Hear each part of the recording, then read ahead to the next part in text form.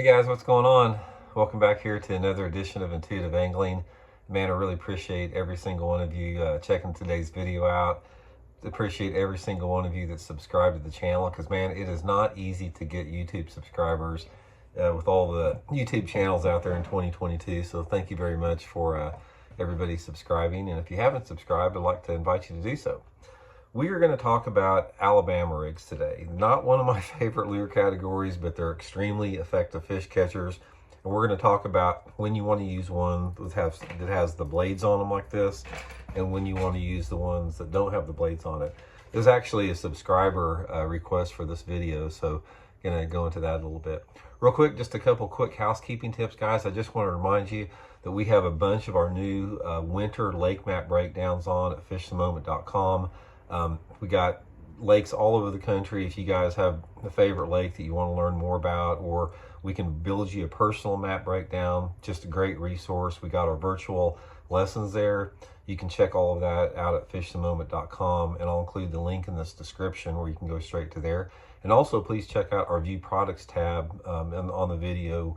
When you click on the video, you'll see a thing that says View Products. Both of those are just really good ways to support the channel if you want to help out a little bit. Thank you very much. Okay, guys, Alabama rigs, blades versus not blades. Here's my deal on Alabama rigs. I'm glad they're not legal in tournaments. We've had this conversation before for a lot of different reasons, but I like to fish Alabama rigs for fun. They're extremely effective fish catchers. They catch good fish. They catch numbers.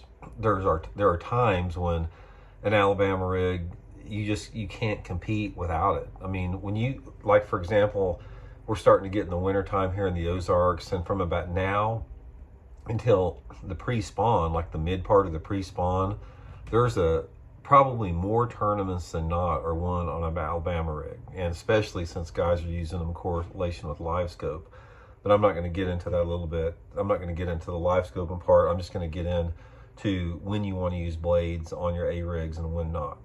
Okay, it's a pretty simple deal, guys. First of all, the times that I use blades on my Alabama rigs, and I've experimented extensively with blades and not blades. I've experimented with A-rig profiles, sizes, swim bait sizes.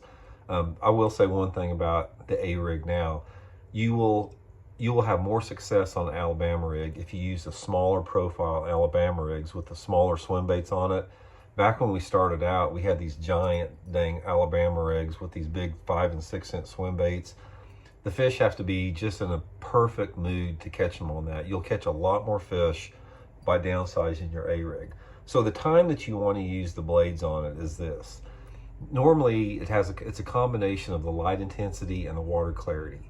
For the most part, if I'm fishing areas that are marginal water clarity for an Alabama rig, and I consider marginal water clarity, maybe 2 feet would be the minimum. So if you're fishing in that 2 to 3 foot zone of water visibility, blades are going to help you catch more fish in a wide range of light intensity conditions. It doesn't matter if it's sunny out or if it's cloudy or windy, whatever.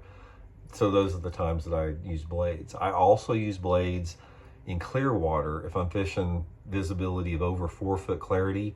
If it's a really windy day, especially if you got some clouds, and ideally if you got rain. So early in the morning, late in the evening, real high winds, clouds or rain is when I go to the blades on there.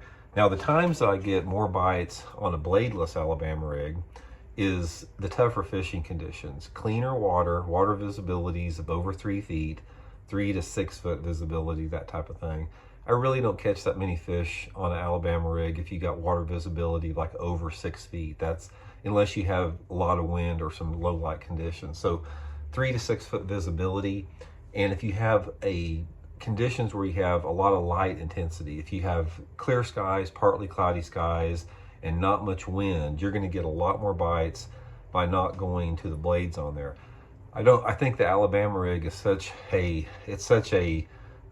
mass. It's such a there's a lot there for the fish to key in on, and I think that the blades are not necessary under those cleaner water, brighter day type conditions. So it's pretty easy, guys, to answer the subscriber question.